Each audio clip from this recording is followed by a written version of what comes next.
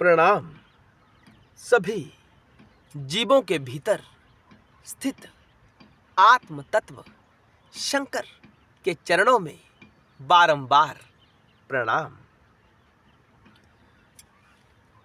कुछ दिन पहले एक दर्शक ने प्रश्न किया था कि क्या हमारी मृत्यु शंकर जी के समीप हो सकती है? अगर हो सकती है तो यह कैसे संभव है? कृपया मार्गदर्शन करें। ये बहुत से शिव भक्तों का प्रश्न है। जो शिव के अनन्य प्रेमी है, यह उनका प्रश्न है। तो हमने इस प्रश्न को आज की वीडियो में शामिल करना अवश्य समझा। यह बहुत दिन पहले प्रश्न किया था।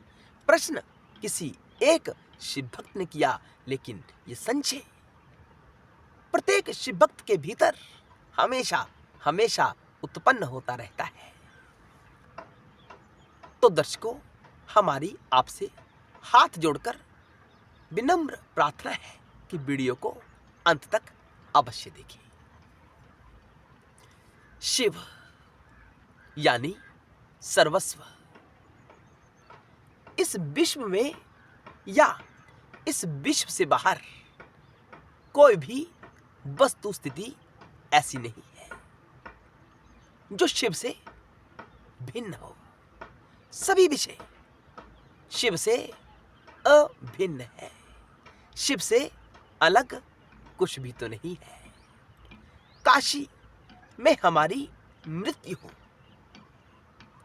पृथ्वी पर काशी एक स्थान है, काशी है, लेकिन आध्यात्मिक दृष्टिकोण से एक शिव भक्त के लिए संपूर्ण विश्व काशी बन सकता है।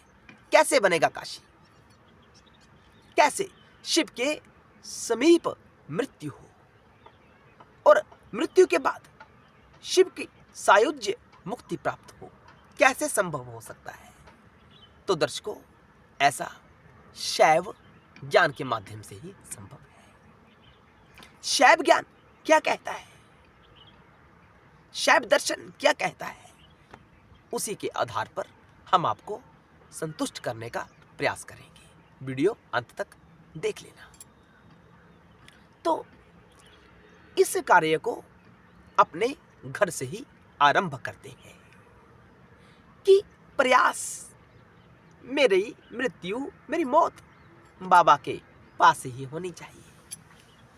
तो दर्शकों, सबसे पहले आज से, अभी से आरंभ कर दो कि आपके घर के जो सदस्य हैं उनमें शिव देखना आरंभ कर दो। क्या कर दो? शिव देखना।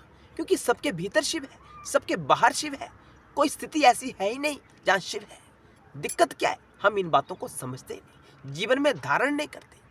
अगर आपका मन सचमुच में ऐसा है, आपके भीतर यह भाव उठता है कि मेरी मृत्यु शंकर के सामने हो, तो जो फार्मूला हम आपको बताने वाले हैं, इसका अनुसरण अवश्य करना। घर के जितने भी सदस्य हैं, सबके भीतर शिव देखना आरंभ कर दो। कोई कमी नजर आए घर के सदस्यों के भीतर, समझो ये तो शिव है, कोई बात नहीं, मेरा बाबा है। भाव करना आरंभ कर दो। बंटवारा घर में हो रहा है, आपको कोई वस्तु कम प्राप्त हुई, समझो कि उसमें भी शिव, मुझ में भी शिव, कोई भेद नहीं है। धारणा बनाना आरंभ कर दो, क्योंकि धारणा से ही हमारी उन्नति होती है। जैसा हमारा मन होता है, वैसी हमें गति प्राप्त होती है। अपने मन को, अपने अंतःकरण को कैसा बनाना है? शिवमय बनाना है। सबको शिव। घर से बाहर निकलो, पूरी प्रकृति को, जो स्थूल प्रकृति है, उसमें भी शंकर जी का दर्शन करना आरंभ कर दो। विषय को गहराई से पकड़ना आरंभ करो कि कैसे पौधा बढ़ता है, कैसे पौधों पर फल आता है, और उस फल का बीज पुनः जब प्रकृति के साथ मिलन करता है तो पुनः एक पौधे के रूप में बदल जाता है। इन रहस्यों को समझने का प्रयास करो। शंकर भाव में स्थित हो जाओ। महसूस करो, भावना करो कि शंकर है। पौधे को शंकर ही बढ़ा रहे हैं। कोई कोई पौधे ऐसे होते हैं जो रात्रि में बड़े छोटे होते हैं, जब हम सुबह उन्हें देखते हैं तो वह बड़ा पौधा बन जाता है। कौन बढ़ा रहा है उसे? शिव तत्व ही बढ़ा रहा है। इन बातों में स्वयं को स्थित रखना आरंभ कर दो। इन बातों के बारे में, इन रहस्यों के बारे में समझना आरंभ कर दो। नारियल, उसमें पानी कौन भरता है? नारियल के भीतर पानी कौन भरता है?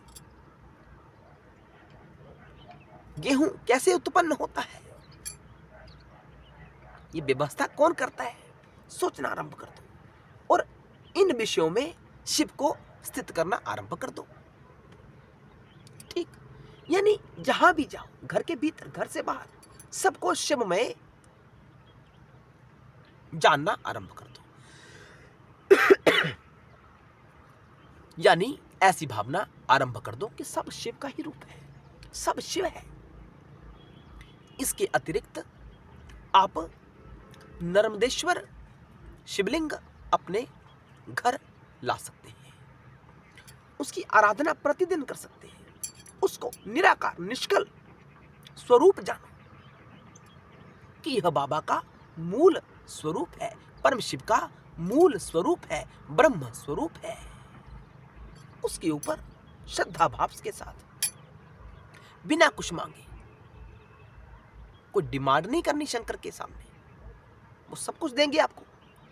एक लोटा जल का उन्हें अर्पित करना श्रद्धा भाव के साथ कि हे बाबा, मैं आपका अनन्य अनन्य भक्त बनना चाहता हूं। मेरी मृत्यु आपके सामने हो, मेरी ऐसी भावना है, मैं ऐसा चाहता हूं। इन भावों को परिपक्व करना आरंभ कर देना। मैं दावे के साथ कहता हूं, जब आपकी आयु मृत्यु के करीब होगी, आपकी मृत्यु आपके बिल्कुल आपके समीप होगी, तो आपके भीतर यही भाव प्रकट होंगे कि जो भी आपके इर्द गिर्द होगा वो आपको शिव स्वरूप लगना आरंभ हो जाएगा।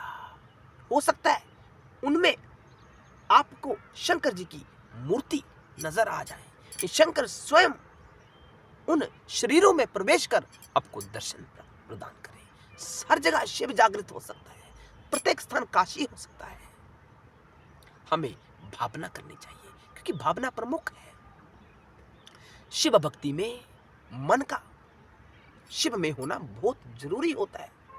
मन आपका भक्ति में नहीं है, आप ऊपरी भाव के साथ भक्ति कर रहे हैं, तो आपको फल प्राप्त नहीं होता है। यही कारण है आज, यही कारण है कि हमें शिव भक्ति का लाभ प्राप्त क्यों नहीं होता है।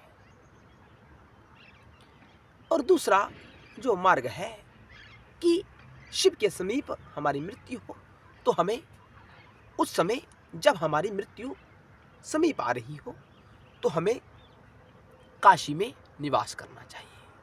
बड़ी महिमा है काशी स्थान की। पाप वहां प्रवेश ही नहीं करता, वहां करोड़ों रुद्र निवास करते हैं, तो वहां तो साक्षात आपको बाबा का दर्शन अवश्य हो ही जाएगा। काशी ना पहुंचो, काशी ना पहुंच सको, तो उसके लिए आपको भावना करनी है प्रत्येक जीव के भीतर, जीव से बाहर, कि सब शिव है, सब शिव है। शिव के भीतर शिव, सबके भीतर शिव, सबके बाहर शिव, हर जगह शिव।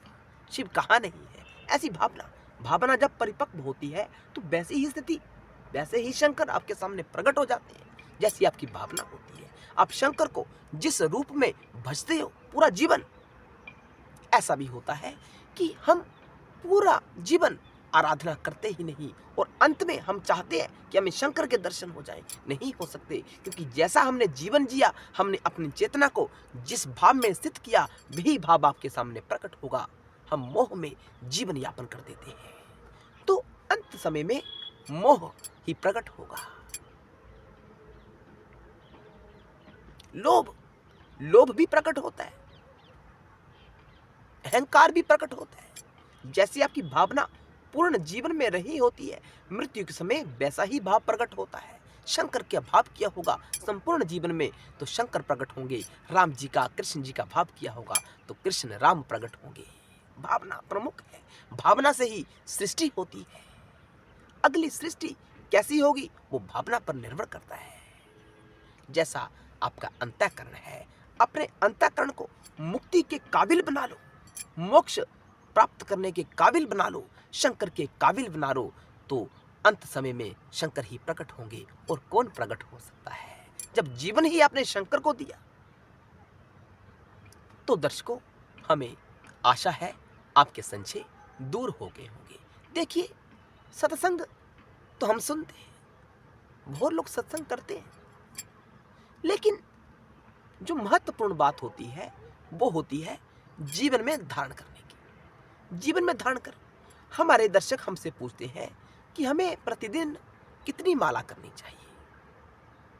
मैं कहता हूं, एक बार आपने महादेव कहा, ध्यानपूर्वक मन को नियंत्रण में करके, और आपने 100 माला कर दी बिना मन को एकाग्र किए, तो लाभ एक बार महादेव बोलने का ज्यादा होगा, तुलना 100 माला की तुलना में। जितना भी करो ध्यानपूर्वक करो, अपनी चेतना को शिव मूर्ति में स्थित करके करो। शिवलिंग के सामने बैठो तो शिवलिंग को अपना स्वरूप जानो कि मेरा ही स्वरूप है, निराकार ओमकार मूलम तुरीयम गिरा ज्ञान गोतीत मीशम गिरीशम करालम महाकाल कालम कृपालम गुणागार संसार पारम न तो। ये भाव प्रधान होता है कि आपका जीवन अगला कैसा होगा, आपकी चेतना कैसी मृत्यु के समय रही होगी, वैसा ही भाव प्रकट होता है। बीबी बच्चों में अपना ध्यान रखा तो वही मोह का रूप धारण करके आपके सामने प्रस्तुत होंगे। आपको लगेगा मेरे साथ कोई नहीं जा रहा, रोना धोना आरंभ कर दोगे, क्योंकि चेतना ही आपकी वैसी रही है जीवन भर। हर हर महादेव, जय शिव शंकर, जय भोलेनाथ।